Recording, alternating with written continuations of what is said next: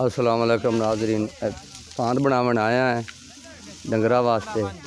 ये छेले छिल रहे ने, मैं भी पान बना के जा रहा। यह पूला बनाया है, बाकी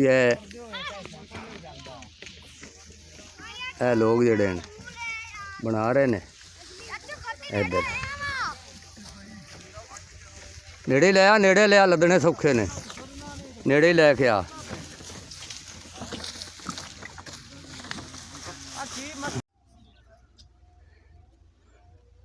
इतों चुक के गन्ने ढोने ने।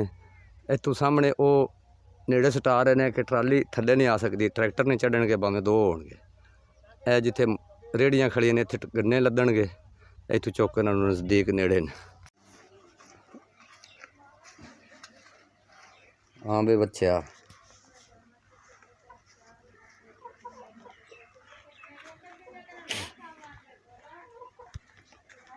है जी पट्ठे बना के ते पाए ने। को थोड़ी देर हो गई इनू गाय नू। पांद लियाते ने, पट्ठे बनाए ने।